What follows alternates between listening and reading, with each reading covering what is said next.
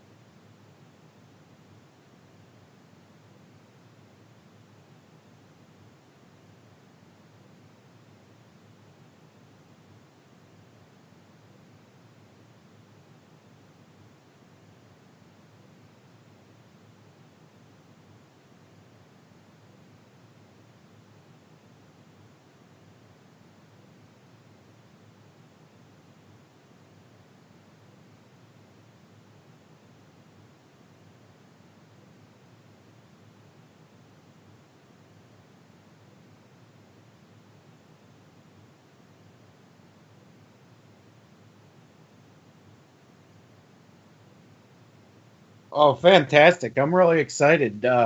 Randall not only is wrote the book here on Oak Island, but man, has done a lot of fantastic and amazing stuff throughout his career, and very exciting guy. So hold on real quick, guys. I apologize. I messed up the opening. My volume in the studio got somehow turned down. I never touch it. So nobody heard the opening. So let me go back over it. I apologize, guys. Hang with me. Randall Sullivan is our guest. Curse of Oak Island, the story of the world's longest treasure hunt. Very excited for that. I'm going to cut some of this out. Predator Tools is having a Christmas sale. They have some great new shovels. If you go to allmetalmode.com, click on articles, you'll find my most recent article was a review of the Hornet and Yorktown shovels. Both incredible shovels. You guys know what I think of Predator Tools. Best in the business. Huge giveaway. You can go to Zero Disc Facebook page, Zero Disc YouTube channel, All Metal Mode Facebook page, and Digger's Den Facebook page. Giving away 10 prizes including 2 detectors. Huge giveaway. You can enter to win on each page to increase your chance of winning. Find the post in each group and respond on that post. If you're looking for a detector or any equipment, get a hold of me, Brian Harvey, or Gypsy. We will hook you up, and we carry all the major brands. Real quick, I'd like to thank Dave Sadler and Luke Higgins from ArchMDMag.com. They were instrumental in arranging our guest, Mr. Randall Sullivan, to the show tonight, and he will also be on Thursday's show at 8 p.m. GMT time, All Metal Mode UK. So let's get started. Sorry, Matt. Sorry, Randall. I apologize. I never mess with that. I don't know how I lost that, but how you doing, Matt? I'm doing pretty good. I'm excited. As Randall Sullivan, very interesting guy, and he's done a lot in his career, and he's worked with a lot of people, and super excited about Oak Island. The TV show's amazing, and very, very big mystery, and I'm excited. I'd like to. In fact, I just ordered a copy of his book earlier today. I'd like to definitely give that a read. Oh, awesome! I seen it. I haven't ordered it yet. I need to though. I've got to have it. That's sounds very interesting, and I think I love the story of Oak Island. It's fascinating to me. Randall, how are you doing tonight? Well, I'm doing pretty well. Good to hear. I got to say I had fun talking to you pre-show. I think we could do hours talking to you and not just about Oak Island, everything else. You seem like such an interesting person. How'd you become a writer and a journalist? What led you down that path?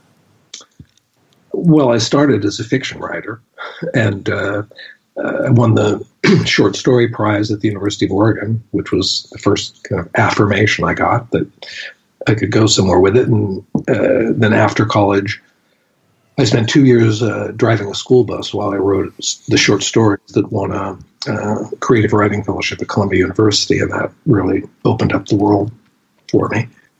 While I was at Columbia, I wrote a collection of short stories, a book of short stories, and which really led to, it got published, not a lot of people bought it, and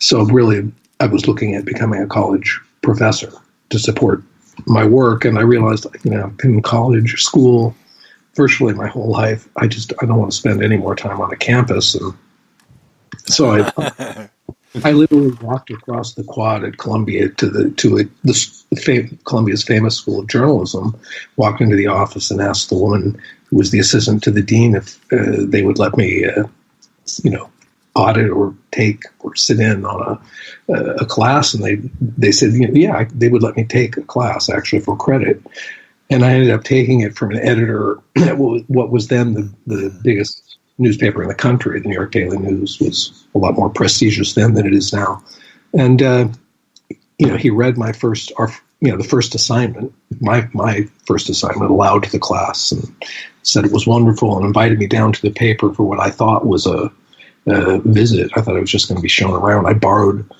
the suit a friend of mine had gotten married in because I didn't own one. And, pretty soon I was being led around to meet, the city editor and the managing editor. I was thinking, wow, I'm amazed. And finally I was led into this room with someone who was identified as the editorial director. And he said hello and said, well, we'd like you to start on Monday and this is what we'll pay you. And, I was just flabbergasted, out of nowhere. I'd been offered a job on a New York newspaper, and, I just, kept going with that. I ended up being on a job as a columnist in Los Angeles, and then Rolling Stone hired me, and I worked for them for almost 25 years, on and off. Oh, wow. And began writing books, nonfiction books, during that time. And I was also working as a screenwriter and doing other things, but I really realized that, it was books that I wanted to do. Mm-hmm. That's interesting. And with your books, you started doing some books, and I noticed a lot of your work is nonfiction work. So obviously you're drawn to what seems to be, an unsolved case or a mystery or, stuff along that line. So I guess how and when did you, first become interested with the Oak Island treasure stories, and what that story and that I guess mystery, what led you down that path? Well, I was working as a contributing editor at Rolling Stone magazine at the time, and had a certain amount of words I was supposed to write every year, and so you're always looking for a story, and I don't know. I found some. It was like a really obscure article in Obscure Magazine about, the greatest mysteries in history, and Oak Island was briefly mentioned, and it was just something about a treasure hunt that had gone on for, almost 200 years at that point, that I thought, what? And so then I started reading a little more, convinced the editors at Rolling Stone to send me to Nova Scotia, and wrote an article that was titled The Curse of Oak Island. It was published in early 2004. And years later, someone decided to use that as the title of the TV show. I was actually a little annoyed because I felt that they'd taken my title, but I was a lot less annoyed when they called me and asked me if I'd like to join the cast for a month or so, come up to Oak Island again, and kind of join the treasure hunt. And and they wanted to cat in terms of me. I'd written the article, and I was coming back to research a book, so I mentioned that to my publisher. Said, "Well, then you better write a book." So.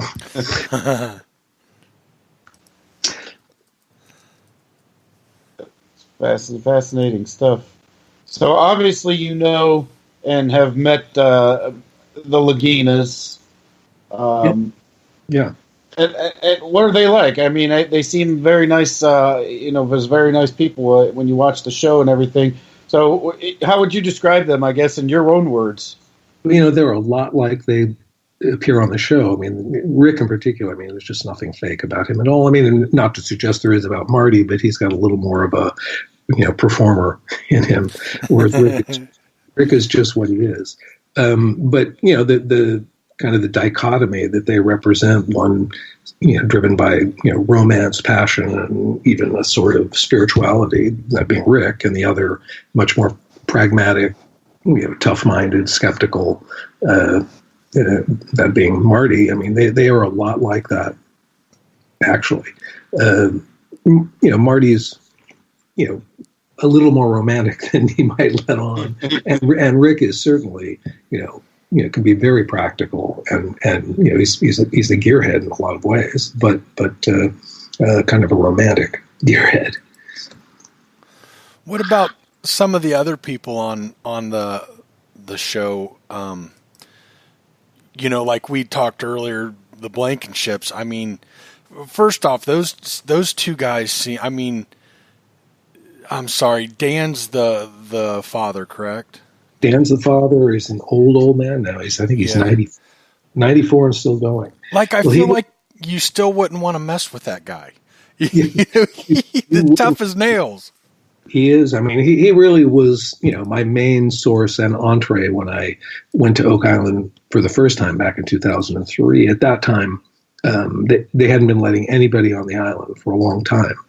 And Dan came across as this really crusty, there's no way you're getting on. He's the Rolling Stone magazine, was that started by some hippie, and that sort of thing. And I convinced him to drive across the causeway and have a drink with me at the bar on the other end. So he came over and kind of was pretty gruff, and but I ordered the same drink he did, a gin martini, and that pleased him. And then we talked a little while, and somehow I don't know how it came up, but the subject of a come along came up, and I mentioned that I had actually used one to move a boulder in Woodstock, New York, and from that moment, I sort of had him, and he, so he said, "Well, all right, you can come. Why don't you come over tomorrow, and and we'll talk a little more, and I'll see if how I feel about having you around." And so I ended up spending the next 4 days on the island, most of it with him, but some of it just on my own. At that time, though, the island, he and his wife were the only other two people on the island, so it was a totally different experience than going back in 2016 and joining the cast of a show where there was, there was not only the huge crew and the cast, but all these people doing, truck, hauling equipment and running equipment. And there were 60, 70 people and a lot of noise. And it was just a wildly different atmosphere. Whereas the first time it was gloomy, spooky, quiet, scary. I found Oak Island to be a pretty eerie place. Really? When I was there in 2003, yeah, for sure. Kind of place that just you feel off, or you feel something off, I'm guessing. Yeah, there was just this feeling, this haunted sort of feeling about the place, and maybe it had to do with people have died during the treasure hunt. A lot more people than that have lost their fortunes or their minds in the process. And right. I spent some time with Dan Hinsky, he'd worked with Dan Blankenship, has sort of been his main, assistant. He had a small piece of the treasure hunt in exchange for his labor. But he'd been on the island for years, and he'd had a couple of nervous breakdowns. Wow. But they were nervous breakdowns with this sort of spirituality or something, that was part of it. And both times, he'd had these scary, spooky visions of, terrible demons. And so that probably had some effect on me too. Right. I can imagine. Yeah. That's really interesting. I find that fascinating. I've had experiences over the years. I've talked about them on the podcast, even metal detecting. I've had some experiences, so I get that. Sometimes you just feel a place is off, maybe. Something about it makes the hair stand up on the back of your neck kind of thing. So did you feel like that when you didn't feel like that so much when you went back? Well, not only when I went there after dark. But during the day, not so much. But I mean, I did kind of get a lot of verification of my sense about Oak Island because the constant equipment failures that were happening on the island, even when I was there. And, it was something that occurred over and over again. Equipment that had worked all over the world would be brought to Oak Island and some problem would happen. Wow. Or I'd be talking with the crew on the show and they talked about, they'd never had these mics go out before, but they went out on Oak Island. And I noticed that the people who were on the show, every time something went wrong, they just look at each other and say, Oak Island. Wow. That explained it. There's something, some magnetic energy, something. Because, it just happens too often to be a coincidence. And I think everybody who's worked on the show would tell you that. That's fascinating. That's pretty cool. Yeah. That is wild. Kind of going to put you on the spot here a little bit. Tell me some of your favorite people on the island you met. Well, I really like both the Lagunas. I have to say I really, really like Rick. And enjoyed his company at the time, even though he rarely wants to talk about anything but Oak Island. Marty's a little, more wide ranging in his subject matter, and he runs a really large business. His money is what allowed them to get Oak Island. He had owned an energy company that he sold for a fortune. Mm-hmm. Dan Blankenship is a force of nature who is it's incredibly still going. His son Dave is kind of he's kind of a simpler version of Dan. He's not a very complicated guy, very basic, and only believes in what he can actually put his hands on. But even he would tell me stories, things that had freaked him out on Oak Island. So wow. The place is somebody even like that. Charles Barkhouse, who's the kind of a really well-known historian of Oak Island, who is part of the cast of the show. Mm-hmm. He was a great help to me. He and I did a lot of things together, and I found him really helpful. And few things, very few subjects that I could raise that he didn't know at least something about, or somebody who would know. So he was a great source.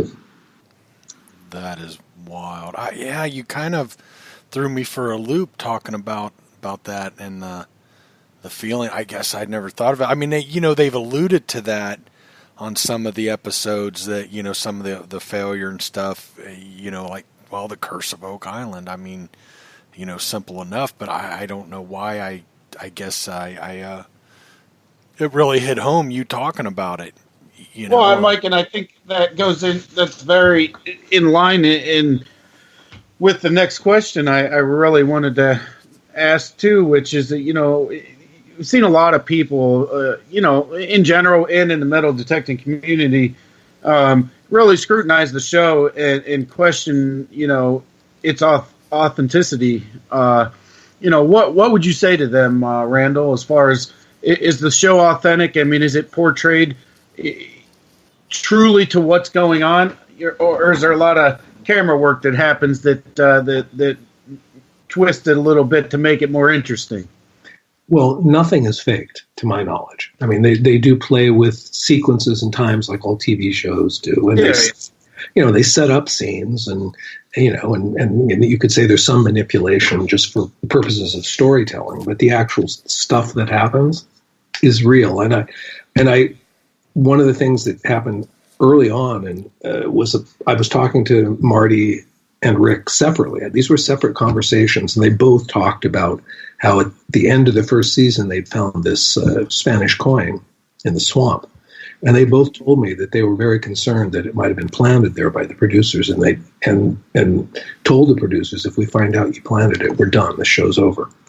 And I know it was entirely sincere that neither of those guys would go along with anything fake. And I don't think the producers, having spent time around them, would do that either. But I know that if they did, and Rick and Marty caught them doing it, they would catch hell. I read about that. I'm glad you brought that up. I find it odd that at least in the metal detecting community, the show does get scrutinized quite a bit, and I don't get that. Pre-show we were talking, and I am very cautious of what I see on TV. Even these documentaries and docu-series. But I have felt like that this show is just very legit myself. So why it catches so much scrutiny, I guess, and why people, I don't get that. I think it's I think what's going on is brilliant. We've never seen this kind of interest. We haven't seen a group that has worked so hard to authenticate and make sure what's going on is legit. And, I love that they test everything. They're excited, but let's get it out and test it. Let's see what it is. And it seems like they're methodically, I feel like, going through the right process and doing it right. What's your thought on that? Yeah, I mean, Rick and Marty are both like that. I mean, whatever else anyone may think or say, there's nothing fake about either of those guys. They really do have this passion for Oak Island, and they, are both determined in their way to get to the bottom of it, and are drawing on what resources they can find to do that. Now, I mean, there's no doubt in my mind that the search is to some degree directed by the programmers at the network and the production who want the story to go a certain way, but Marty and Rick really have the final say. I mean, if they say yay or nay, that's how it goes, and they're both really earnest. They are believers in Oak Island. I mean, Rick for sure. But Marty thinks it's, an absolutely fascinating mystery that, he's invested a lot of his money and a lot of his energy in solving. So it's not fake. It is TV, right. but some of the theories they go off on, spend time on, I've been very critical of, but like even the thing I've most debunked, I can't completely debunk because you find they found just enough evidence to make me say, well, it's possible. I mean, I can't absolutely rule it out. I mean, this whole Knights Templar, theory that they've developed a lot of. I mean, I really scoffed at it, and then 2 summers ago, they made a discovery that caused me to think, well, maybe. I mean, how else? I don't know how else to explain it. And some of the things that are theories that are really wild, you find a lot of, I mean, in that case, I don't think there's nearly enough to support it as there is to undercut it. But, there's other theories that sounded even more ridiculous to me where I found a lot of evidence to support them. Right. Now, is there, why we're on that subject, is there any that you just you don't buy for a second? Well, I don't buy for a second that it's a natural phenomenon, which is some of the debunkers have tried to claim. I don't buy. I mean, I think I completely in the book debunk the theory that it's an old pine tar pit, which somebody had come up with a whole book to try to prove, but almost all their evidence turned out to actually prove exactly the opposite of what they were claiming. Okay. So I ruled that out. I mean, there were people, including Francis Delano Roosevelt, who got into it imagining that the crown jewels of France were buried there, but they most certainly weren't, because they've all been accounted for. There's none missing. So that theory, which has been, for 100 years, people thought it was Captain Kidd's treasure. I mean, that actually there was almost no other theory that was put forth except that it was Captain Kidd's buried treasure, for the first 100 years of the treasure hunt. And it almost certainly wasn't Captain Kidd's treasure, but it could have been another pirate's treasure. And there are a couple of other potential candidates. So those are things that, I was very dismissive of that idea when I first heard it, because I thought, pirates are going to do what? They're going to dig a hole maybe 10 feet deep and dump their loot in it and come back for it when they're ready. But then I found out about all these, pirate tunnels and incredible excavations and engineering feats that they did in Jamaica and Tortuga. So there really were pirate engineers and pirate labor. I mean, maybe slaves, but still, I mean, those kinds of things that were not, that almost match Oak Island in scale had been done by pirates in the 17th century, 18th century. So, one of the problems with Oak Island is that it's really hard to eliminate theories, and I would always feel really sense of relief and satisfaction when I could find one I could completely dismiss, because most of them you can't completely dismiss, and that's right. Makes it so fascinating and so complicated. I agree. I mean, I've even, as somebody who watches it, I've seen episodes where it'll, they give you the highlights and it's a theory, and I'm like, oh God, what's this? And then you're like, oh, well, that's interesting. Maybe there is something to that. Now, is there one theory that you like the most, or you lean most to? Yeah, I mean, there is not a single theory I want to get behind. I will say that one theory that I absolutely just thought was ludicrous when I first heard it, which is connected to Sir Francis Bacon. If I'm sure you both have at least some sense of who he was. Basically, the founder of the scientific method. But when I decided to just take a look at whatever the claims about it and him, and it was amazing how compelling they were. I mean, how much evidence there was that was real. I'm not saying I'm backing it or I believe it. Right. I certainly don't believe it's the Shakespeare manuscripts that are buried there, but the whole Bacon theory, I was just amazed how many little pieces fit and how much material there was to support the whole idea. And what can you go on that theory a little more? It's been a while since I. Well, I mean, essentially, the theory is rooted in these. I mean, Sir Francis Bacon, probably more than any historical figure of the last 1,000 years, has been made into sort of a Christ-like figure by his followers, who think even though he's honored generally by the rest of the, has been for centuries as a great intellectual. Thomas Jefferson called him one of the 3 greatest men who ever lived. He basically was the pioneer of inductive reasoning, modern scientific thinking. He totally shaped English and eventually American law. Famous philosopher, but he also had this group gathered around him who were the brightest lights of their age. The best physician of his time was Robert Flood, I believe his name was, the greatest architect, Inigo Jones, many other, and they all revered Bacon as, not an equal. I mean, he right. was their leader, and they were believers in.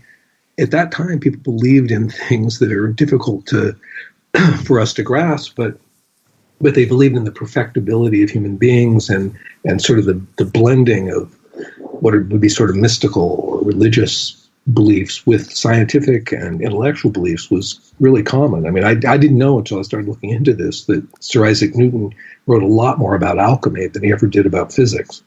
And so, I mean, all of these things it was a different world with a whole different way of looking at things. And it was conceivable to me that people were like putting away a cache of Bacon's writings and, his basically plan for the human race, for a time when people would be ready for it. And I mean, it's one of these odd pieces, but like the best known engineer in terms of the time, he basically worked in caves and he would flood them or create ways of flooding out, what he was trying to take out of a mine. His name was Thomas Bushell, but he was a follower of Bacon and wrote all these things in his diaries about how Bacon was sharing his precious secrets. And immediately after Bacon died, Bushell disappeared for 3 years, and the official story was that he was in some religious hermitage somewhere. But there were pieces of evidence that suggests, he was somewhere doing some project, for Bacon. And, the people who say it's Oak Island, I just can't totally dismiss it. That is incredible. I must have missed that. I've seen a lot of the different theories and stuff, but I don't think I'd heard that one. I don't know if I missed that episode. Do you know what season that was talked about? They did a lot of it with the first season, and it's the nature of politics and show business. The guy who was sort of the driving force of exploring it that first season became very unpopular with the show and even with the Laginas, because he started cooperating with this environmental group that was, threatening to shut down the treasure hunt on Oak Island. So, they got rid of him and, in a sense, sort of left aside the Bacon theory. But I'm told, and I believe, in fact, I know, that they're coming back to it this season quite a bit. Oh, interesting. Now, I personally, and I'm sure it's I don't know. It's always fascinated me, but I like to believe that the Knights Templar had something to do with it. That's just me, and it's not even all about the proof. But after what happened and the theories that a lot of them got away and ships were left, and I forget what country they found some of the same crosses and stuff that the Knights Templars had used, and I find that fascinating. But you were talking about pirates and stuff earlier, and that's I didn't know about those. You were talking about some of those other places and some of the tunnel systems. I would think it has to be something of great value. Maybe historical, maybe it's not about, gold and silver and riches, but somebody really believed in what they were burying there, to put all that work in. And I do believe, I don't think, I've never thought that was a hoax, and maybe that's just me, but, it's, there's always been something there. You don't create a hoax, in 1790s anyhow, and this big, huge, elaborate hoax I mean, that was the first time it was discovered. We know it was before that. When one of the first things I did when I was researching the book was go back and look at the story of the initial discovery and who those people were and how what they did and what happened. And I am absolutely certain it wasn't a hoax. Right. They all believed totally. They sunk their whole lives into the search on Oak Island. Mm-hmm. And when other people came, to join the search or take over the search, what they could have done is say, well, we'll lease you the land, or you can pay us a fee, and we'll let you search. I mean, if you were hoaxing, but what they did every time was say, okay, but you have to give us a piece of whatever you find. And they would join themselves. And generations of their families joined it too. All of them. Yeah. There's no doubt all of them believed in the treasure. Yeah, in 1790s, we know nobody went in there one late night with a backhoe and dug a deep hole. I mean, this is this is something that's serious, and many people have put their lives and have died. There's no doubt, and I still, a lot of people, not a lot of, I don't know how many people, but something I see in the metal detecting community is doubt. And hey, maybe there's no treasure, maybe there's nothing there, but I feel like at one time there was something of very importance or very valuable to put the work. I mean, if the work was actually put in that they're talking about, and I'm sure that a lot of it has been, well, I've seen a lot of it has been, been proven. You don't do that for, it's something significant. It's something of importance. Well, I believe that, and I actually share your belief that it's hard for me to imagine that any kind of treasure of silver or gold, no matter how large or fantastic, would motivate the kind of work that was done on Oak Island. Because what the early descriptions of getting into the money pit were, yes, it was just those three young men at first, but then there was another whole expedition a few years later that were the ones. Then there were, in that case, there were dozens of witnesses who went down into the hole and found the platforms and the stone and from the flood trap. And then there was another company that came like in the mid 1800s, and they're the ones that found the artificial beach and the drain. I mean, just what they did at Smith's Cove on the beach, the work there alone, right, would have taken 20 men, 3 months or something, 2 months anyway. And I mean, it's a fantastic amount of work that they did there. And it's demonstrable that somebody did that. Why? There had to be some really good reason. Yeah. That's one thing, yeah. People don't do something for nothing. So obviously, whatever treasure, whatever you want to call it, there was obviously something of some importance there at some point in time. That's I think the fascinating part out of everything is that, I watched the show and my wife will watch the show and she'll say to me, she said, well, they never really solve anything every time on this show. And I'm like, you don't understand. They've been searching and working on this island for a lot of years. It's not unraveling overnight. Like this is, there's a lot of work that goes into everything that, and I'm sure you can attest to, Randall, when they bring in, stuff and start, boring holes and doing this and that. I mean, it's not like you got your local stores right next door to go pick up parts, or if you need something. I mean, that's a lot of work, and it's a very costly operation. So obviously, the people truly believe. They do, and the Laginas do too. I mean, they're open. I know I've talked about this with Rick that maybe whatever was buried there, if there was something buried there, was removed a long time ago. But he still thinks just solving the mystery is worth the effort, because it must have been something fantastic to have made people do this fantastic work.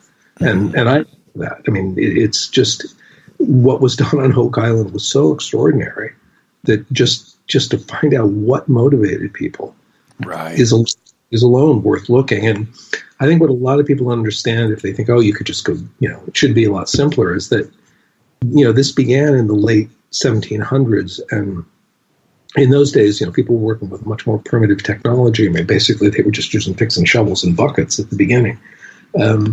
But that whole area around the money pit, there have been dozens of shafts sunk, tunnels dug. The whole thing has collapsed once, like in 1861. It all collapsed, and it's just a jumbled mess down there that has been by the treasure hunt itself. And so now somebody coming to it in the 21st century has to sort through all that, try to separate, oh, you find something and then you realize, oh, that was done by somebody in 1815 or something. It wasn't back in the Right. early 18th or the 17th century. And that takes time to sort out. And I feel like they've made some really good headway. Because it's been constantly worked on for over 200 years for the most part. I mean, they found a lot of stuff that, seems like it was part of whatever was originally done there. But, carbon dating is not exact, but the combination of antiquities experts and carbon dating and, suggest that some of this stuff they brought up in the last couple of years, especially, dates back to, well before 1795. So it was work done down there. And then, last summer, not this past summer, but the one before, they found, parts of two bodies, human bodies, at like 180 feet below ground or 190 feet below ground. So it was like somebody was down there working, and 180 feet below ground prior to, the late 1700s. What the hell were they doing? And see, I find that I found when I watched that, I thought that was absolutely fascinating to me, because that just further in my mind proves if somebody was down there, what were they doing down there? That's just really fascinating to me. Do they know how old those bones are? Well, again, the dating on those things is always within a window, and that window is always, it's like 200, 300 years wide if you really want to be precise. So, they don't. The short answer is they don't. They know it was later than the 13th century, and before the middle of the 18th century. But that's about as close as they can get. I want to say real quick, Steve in the chat, I think, said it really good. He said, I believe something is there as well. Having said that, what they've found so far is already changing history. That's treasure in itself. And I agree. I just watched the episode of them finding the bolt. Actually, I haven't finished it. I started it with kids and everything. It's hard to get around to everything sometimes, but I did start it, and that was pretty amazing. That from a bow, they believe it's a bolt, and that's there have been some really cool things found, and yet I see some people are kind of scoffing at the notion. Or I hope I said that right. Did I say that right? Well, I mean, there have been people who've come up with, unsubstantiated, to put it kindly, theories and ideas, and have tried to push some artifacts as something other than what they are, and they did have this one guy on the show who was very guilty of that, but they sort of exposed him in the process of the show. So, I mean, I'm not saying that there isn't, there some of it can't be questioned, but most when they actually say they found something, though, they did find it, and they do go through a pretty rigorous process of trying to ascertain what it was and where it came from. Part of it is that the stuff they find supports multiple theories, and it suggests the possibility that whatever was done on Oak Island might not have been done all at once. It might have been done. Other people might have come. Maybe there were treasure hunters before 1795, or that there was somebody came and added to whatever was done, or somebody came and took whatever was in there out and did something else. I mean, you can't. So I mean, the mystery keeps deepening, and I understand why that would create skepticism in people, and obviously it serves the interest of the show. If they keep drawing people into this mystery, it never gets solved, and it's already gone on for 6 seasons. So I apologize for that. I thought I hit mute. I had to blow my nose.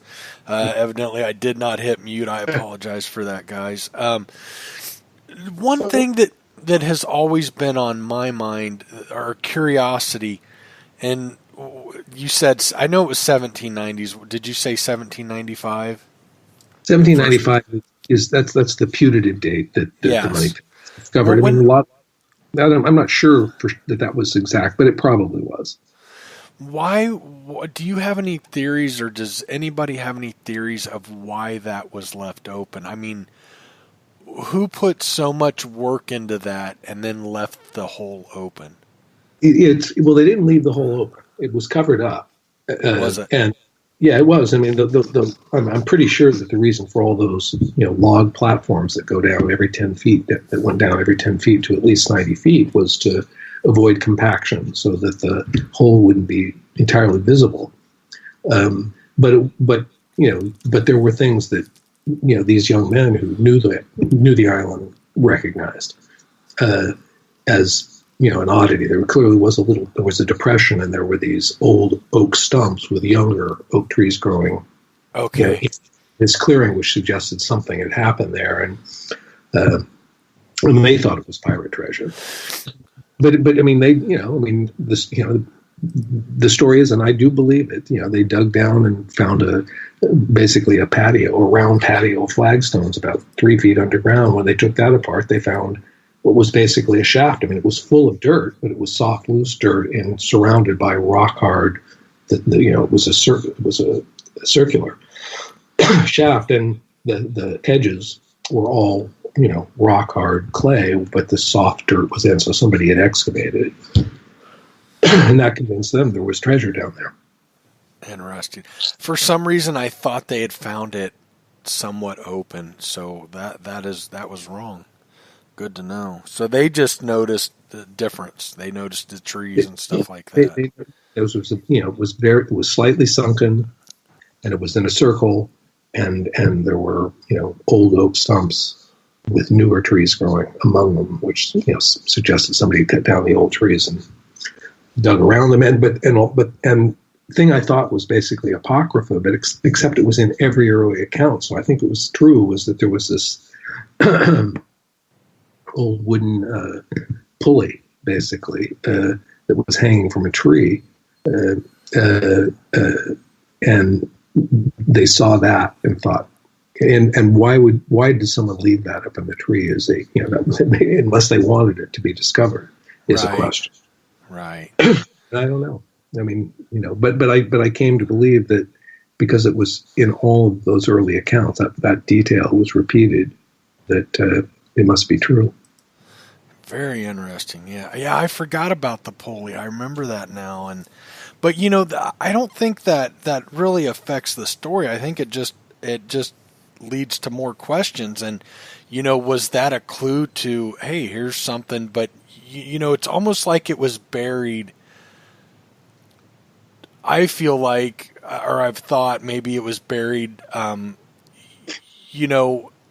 to be found, but they built it in such a way they felt confident it wouldn't be dug up until the time was right, until the technology was there to do it. Yeah, I mean, you could certainly think that. I mean, it makes a sort of sense, and I think that's a lot of the people who believe in the Bacon theory point to that, and that there were obstacles created to.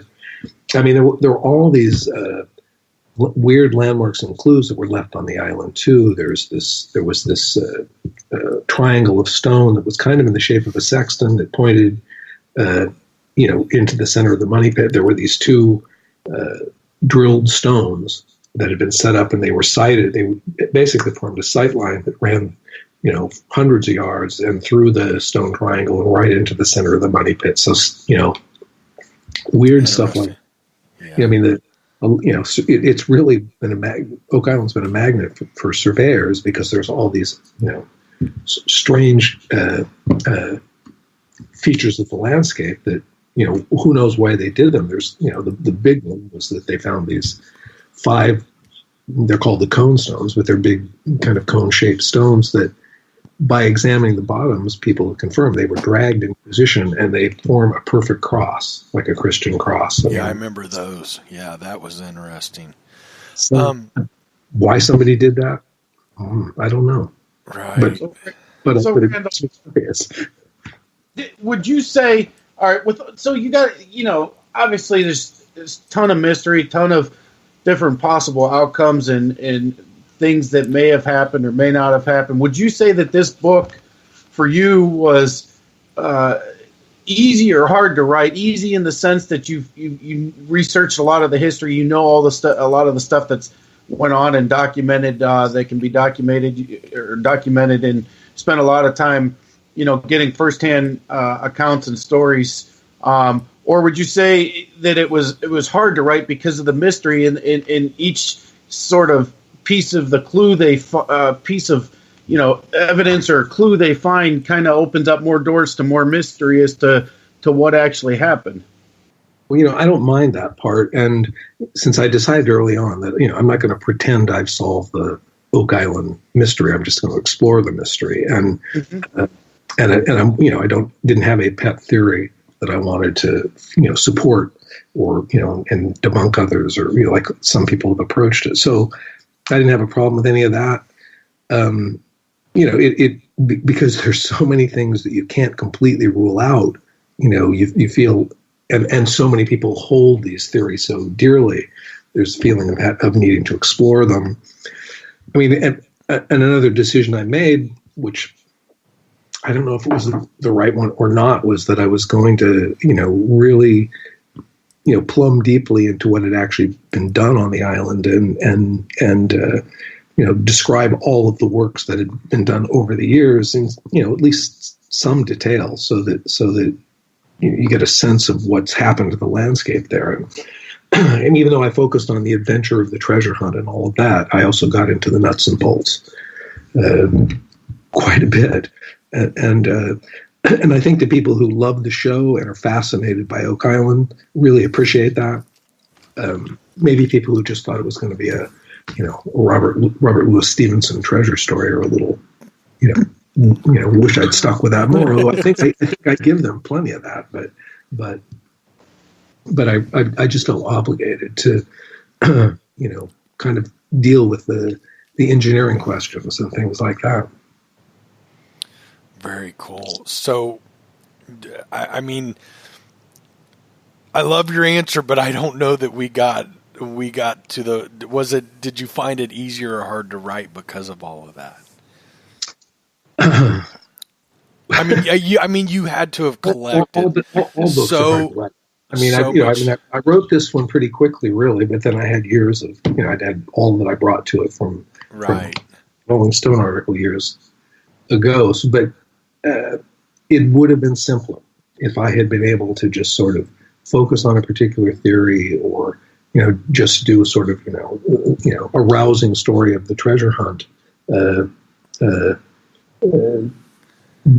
I made it a little difficult for myself by deciding to really, try to answer these core questions and prove that what I could prove and disprove what I could disprove and leave the rest of it a mystery. I have got to get the book for sure. So do you believe, well, we already know that. I mean, you definitely believe that there was something there is something there, treasure or something of great importance. What would you say to the skeptics? Well, I mean, the people who've tried to, especially the ones who've tried to argue it's a natural phenomenon, I mean, they've cherry-picked the evidence way more than the wildest fantasists, So, I mean, I think it's easy to prove that it's not a natural formation, and that extraordinary work was done there by human beings. They'd have to read the book, to go through it, case by case and fact by fact, but that it's not. The idea that it's a hoax is also absurd. You only have to look at what the people who were pursuing it were doing. They were sinking their lives, their fortunes, their sanity in some cases into this. Some of them were bankrupted by it. Generations of the same family, were brought back to continue the search. It was not a hoax. It was not a natural formation. Of those two things, I'm certain. Something extraordinary work was done there by some people for some reason. And I just can't imagine that you'd do such fantastic work unless you had a fantastic reason to do it. Right. Yeah. I mean, even the pirate theory to me And maybe I'm wrong after you mentioned where it had been done in the past. I mean, and I think Matt touched on this, to put that much work into it, even for let's say, we all think of a treasure chest. I mean, why wouldn't you bury it 10 foot down? Obviously, they would have thought to come back to it. I mean, why would you go to the extent? Yeah, I that's why I find the pirate theory, one of the most unlikely, unless, it was but then look at what they did in Tortuga and Jamaica, because they were basically they were creating sort of a pirate bank there, where a lot of pirate groups were keeping their treasure. And yeah. I'm not saying that fits with Oak Island, although there are people who believe that. There's a lot of evidence, and you can make a really good case that the treasure of Havana was buried there. I mean, there's a convincing bit of evidence that it could have been that, and the people in the case have done a really good job of digging up the record and pointing that way. But then Dan Blankenship makes a great case that it was Spanish conquistadors who were, basically stashing their loot because they didn't want to, take it back to Spain and share it with the right family. So, again, none of those things can be dismissed. I say, and you think too, nobody would do this though just for gold or silver, but the answer to that, Dan's answer to that, which I can't dismiss, is, they weren't doing it. They were having slaves do it. Yeah, but still, why to the extent? I mean, if they cashed it, obviously if it's gold and silver, let's say, monetary value, and the reason I want to say it was more historical value is the work that went into it. Why would you go to that extent? Just when your intent is to come back and get it, that just seems so excessive. It seems dangerous that you could lose your whole cash by doing such an extensive. Because what if somebody did find it and they it does fill up with water, and okay, you stop them, but in that age they didn't have the technology to go get it. I don't know. Totally with you. I agree with you totally. It's the same, argument I made to the brothers. I mean, on the show, they actually did include that part in the show of saying, I just can't buy that it's, a treasure of gold and silver, because you couldn't motivate people to do it and then to keep it secret. If it was something of, extraordinary, we can say historical value, but that had profound meaning for people, and I think there's a lot of things that hinted, whoever did it, did want it to be discovered, but wanted to make it really difficult to solve. Randall, I've really enjoyed talking to you tonight, and man, I'm really excited.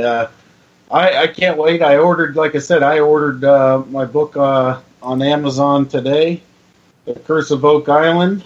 The story of the world's longest treasure hunt. That's correct. So I ordered mine this morning. I encourage everybody to check that out for sure. I mean, that's I do too.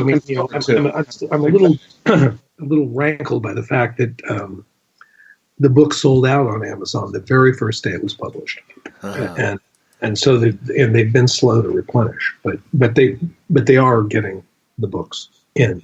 But it's just amazing to me that they were not prepared for the book to sell as well as it has. I find it very frustrating. But